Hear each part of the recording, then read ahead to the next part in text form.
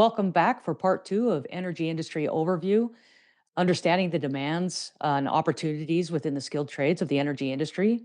With us today, we'll have Stephanie Krabbe, who can really dive into the discussion in more detail, what contractors are looking for in good candidates for these positions, and really a little bit more detail on what's driving the demand.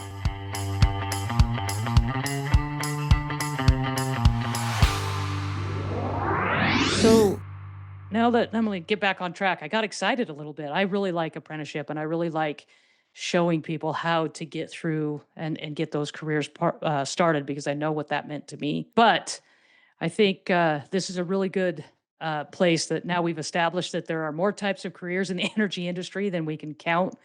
Whether it's labor, equipment operator, electrician, um, we have things we don't even think about, and segues into other careers. We've got so much going on that I think it's fair to say that there's opportunities for both utility and a contractor, and they're drawing from the same labor pool. Now let's talk about some of the other things that are driving demand for more people pursuing these roles. So that's what this webinar is about. What's driving the demand?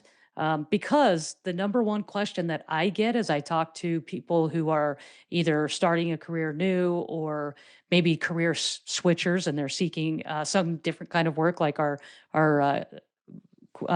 webinar guest that's in education. So the one number one question I get is, I see that there's this demand, but is AI going to take my job? Or, what is it like as technology changes? What does that mean for this demand? I don't want to invest in this career and then come out do all this investment and then find out that I don't have a long standing career. So I think people are looking for answers to that. And I think if we talk about all the different things that are driving the demand, it's going to help answer some of those questions. So from a contractor perspective, what are 3 or 4 other things do you see driving high demand in skilled trades types of roles? Feel like we could spend like the next 4 hours I on know, this, I but know. I won't torture We're everybody like trying. that. We're I would trying. say that, I mean, a large part of it is still our aging infrastructure at the end of the day. We still have pipes in the ground. I have worked in the Detroit area, and there are pipes in the ground that are still cast iron, and they're 125 years old. They need to be replaced. So an aging infrastructure is driving a lot of that demand. The clean energy transition is driving a different skill set because it's not the exact same skill sets. It's still a skilled trade, but it's some of those skill sets are different, and the investments that are being there. Um, Storm events continue to increase, and we don't have grid resiliency. So whether that's doing storm work, which is, I mean, I'm sure you're very well aware. I mean, it takes a lot at the end of the day, especially when everybody gets called to one area of the country. And we do mutual aid, which is where they call in people from other areas to come help with hurricanes and things like that. I mean, that's taking a huge toll on us being able to get anything else done at the end of the day. And I think that, you know, us being an invisible industry even is just creating a significant need for us. It really is. We're a business to business industry, not a business to consumer. So people don't know who we are. So even if our jobs are out there, people aren't necessarily seeing them or looking to us or looking to the utilities to find them. I think that a lot of turnover in the industry because people get into it and they go, "Oh yeah, this isn't for me," right? They go, I can't climb that pole. I'm not comfortable with that."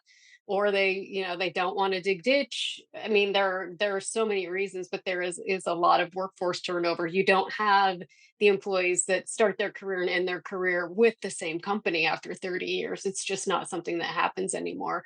So that workforce turnover is huge for us as well. And it's just there's just so many things. Battery energy it's such a hard one. Battery energy storage with AI and all of the power that it takes to run these plants, like that's driving a massive demand right now. I mean, you've got companies like Meta and Amazon creating their own grids so that they can power all of these systems that they have. It's just, and it's not going to stop increasing. It's just going to, as we continue to become more dependent on technology, it's going to continue to exponentially grow, and we're going to need a workforce for that. Yeah, I can feel the urgency in the way that you say it. I mean, it's almost like, God, I can just feel that urgency. And folks out there, Stephanie's perspective is from a contractor looking out there of all the work that they got to get done and all the people that they need to do the work. Um, and so if you hear that sense of urgency like I do with her, that's really telling on what the demand out there is going to be for these different careers. Um, I, you know, gosh, again, there's just so much, but I want to dive into a couple things because I know, like, you and I had a discussion earlier, and I think you mentioned earlier about different technologies, whether we're using old technology, new technology, it's going to take it all to build this system. But if we get back to that aging infrastructure, and so much of it was built in like the 50s and 60s, and it's actually reaching its intended lifespan. So when you talk about, we've got to replace all of that, plus build everything that you're talking about from all of this demand, man, I just, it's just, again, one bite at a time. It's the elephant, right? We've got to do this one bite at a time. So I don't want to scare people. I just want you to know that there's so much out there that we do. We need everybody looking into these careers, and we're going to learn throughout this journey what that the benefit of these careers are to you as an individual, not just because there's a demand, but what you fulfilling that demand means for you. So we'll talk about that in some future webinars, and you'll hear from some women that are out there doing the work now and what it means to them. So, to dive back a little bit in the long list of why we're where we are, as far as the demands, we talked about the data centers, the manufacturing plants, electrified transportation. We didn't really touch on, but if you guys think about it, a lot of the like rail transportation is also based on, on electricity, as well as your EV automobiles, like you had mentioned earlier, Steph. And then we've got things that without all of that growing demand and changing technology, we have 41, they say that 41% of our workforce in these trades are going to retire within by 2031. 41% retiring by 2031. That's 6 years. In 6 years, these careers take anywhere from 2 to 5 years worth of apprenticeship. So if you have in the next 6 years 41% of the population going to retire, that in itself is a huge demand driver. Huge demand driver. Stephanie, do you have anything to add to that? Because I mean, if you don't, that's fine. But it's just So staggering. many things to add, right? It's just it, and it's going to continue to be that way. And it's again, it's not just that 41%, but it's a high turnover industry, and there is a lot of that. So trying to create stability within those organizations or within a contractor, within the utility, it's volatile, and it's really just it's showing itself right now, right at the end of the day. And I think that, you know, not only is the workforce aging, the infrastructure is aging. And you mentioned earlier, the fact that these are nearing their lifespan ends. Well, by the time we get done with everything we're replacing now, everything else is going to have to be replaced. So it's one, I think that that's one of the most fascinating parts of this industry. And one thing that I think that a lot of people probably don't know is that the work is always there. It doesn't go away. It is never going to go away at the end of the day, because once we get everything replaced, the stuff that we started replacing in the 80s is going to need to be replaced because it will be at a 50-year span again. And so it's just going to be continuous. And I think that the retiring workforce is huge because they're taking so much institutional Institutional knowledge with knowledge. them. so much of that. And I know that, we're encouraging them, please, please, please just stay on as a trainer, stay on as an advisor, do those things for us, mentor some of our people because we have such a huge gap there. And I think that's going to continue to be an issue, and people are just going to continue to move out, and we've got to replace them almost at double because of the workforce turnover. Now I'm going to use a funny saying to talk about this institutional knowledge, but out in the field, I've had journeymen tell me, that are nearing retirement, and they're walking away. They have forgotten more than I even know, and it's Yeah, like, and you don't know what you don't know. Like the institutional knowledge, when you're the one that possesses it, you don't know which parts you need to pass down to make sure somebody else catches it. It's just you just don't know. So it's time on job. That's how that happens. And so that's why it takes 4 to 5 years just to complete an electrical apprenticeship. I mean, there's other apprenticeships, but I just that one came out because that's what I am, right? If it's going to take that long just to be the entry level journey worker, and imagine all of that institutional knowledge you gain from that point on, and it's all going away. We got to get you guys going now. Is I guess the true point. story. Like Got to get you yesterday. going now. Yep, yep. So we've talked a little bit about the aging infrastructure, the retiring workforce, the growing energy demands, the mini grids that data centers are now building. I think another thing that we want to kind of throw out there is not only do we're building more things, we're building more things in more places. So a lot of these, at least in my area, and I'm sure throughout the country, there's a lot of technology campuses. So whether it's building a semiconductor plant that's going to help build microchips, that's going to help automate some of this energy equipment and all of the different things, they're building them in more and more rural areas. And so when you look at that, not only are we building some of this infrastructure in these cities because we're replacing technology or replacing infrastructure that's aging. We have these little pockets that they're maybe revamping. Manufacturing facilities are coming back now, so we've got all of that. But now we got to get that transmission.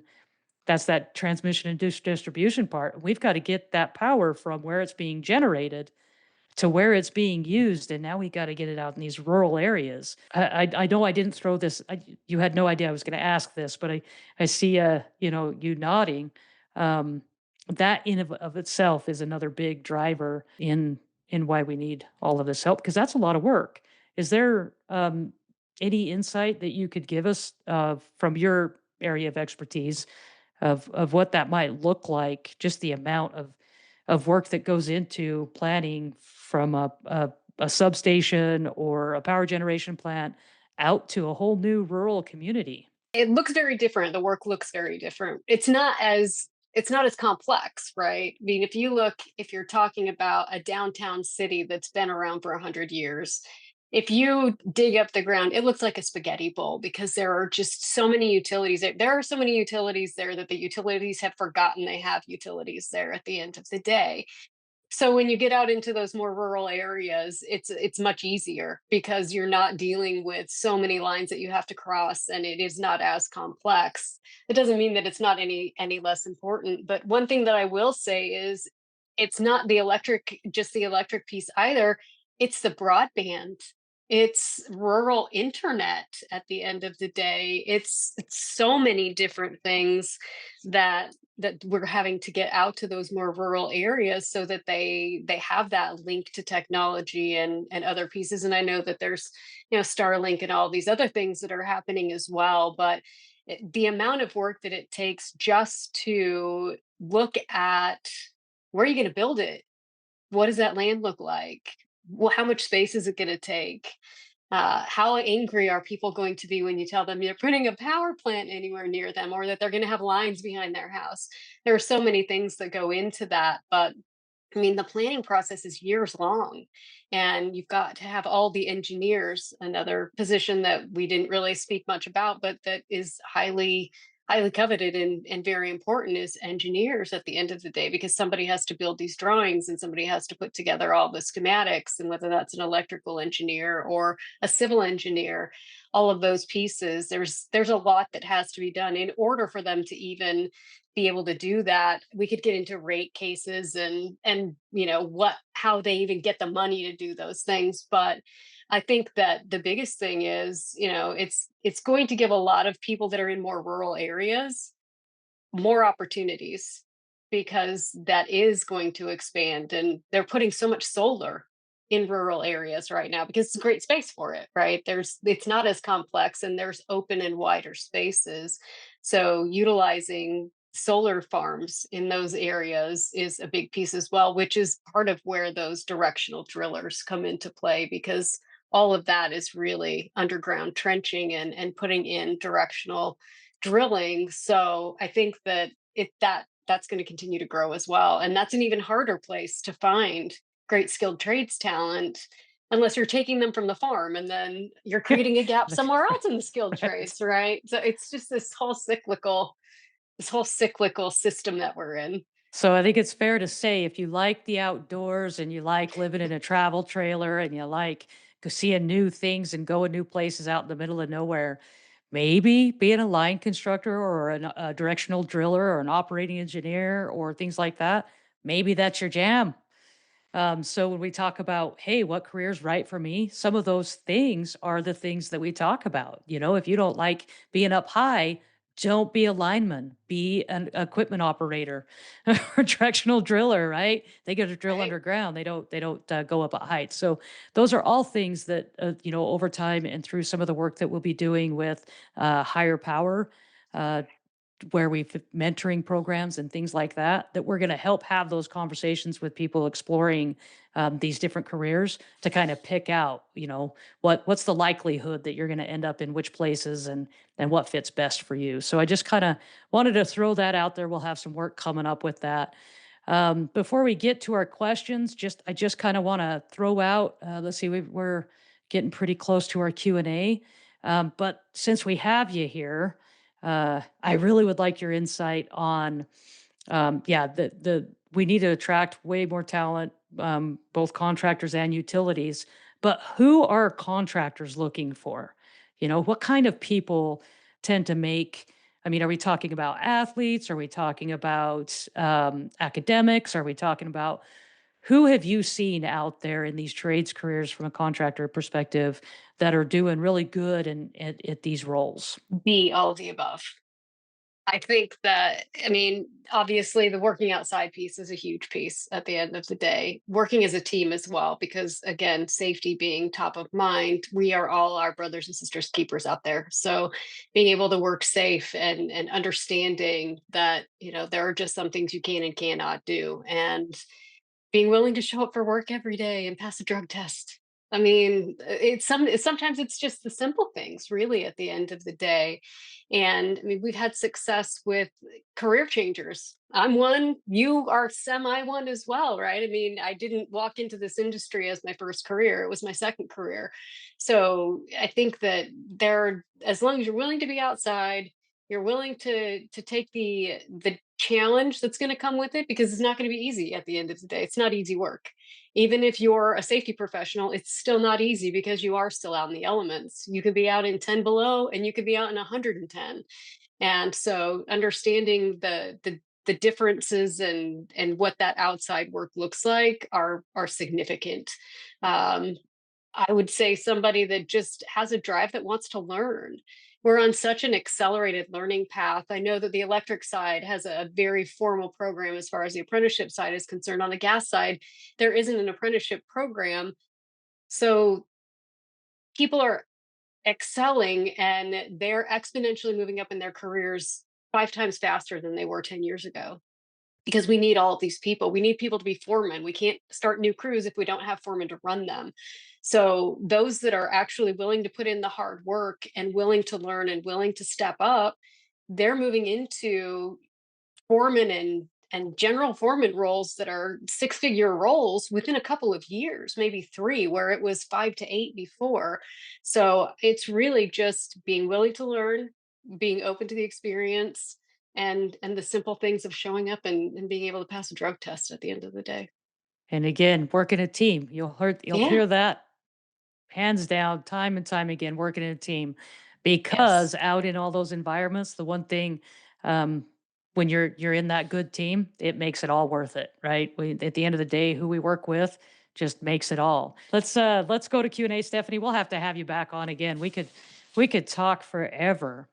So Claire M asks, where do I even start if I am interested in a skilled trade? I have no idea. Well, there's a few different things that you can do. You can look into a pre-apprenticeship in your area that would kind of give you a little bit of more of a better uh, kind of overview of a lot of different trades.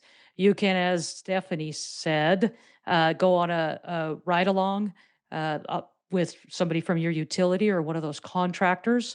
And the other place that you could look is there are apprenticeships in your area, the local unions in your area. So you could go onto the Get Into Energy website, and they have some links there that can help you navigate. So if you're depending on your area, you look at your local trade unions, building trades councils. Um, so, for instance, in my area, there's a building trades councils, there are all the different trade unions, all of them have apprenticeship programs. So, those apprenticeships will help guide you through. But the pre-apprenticeship, the trades future stuff, um, to me, that is hands down. If you have no idea what you want to be when you grow up, so to speak, check one of those programs out. They're all over the country.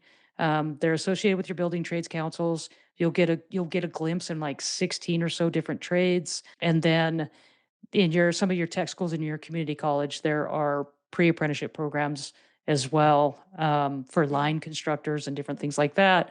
Um, IBEW is the International Brotherhood of Electrical Workers. They have line apprenticeships as well. There's lots of Job Corps. I see somebody just commented Job Corps. They do teach a lot of different glimpses of trades, but yeah, there's a lot of different ways to find out. Some of those links you'll be in your chat. Others you'll be able to find in to Get Into Energy. Shanna, there are a lot of community-based organizations that also have programs that are similar to that. They have construction programs that'll give you a 6 weeks overview, and some of those are evening classes if you're an adult learner.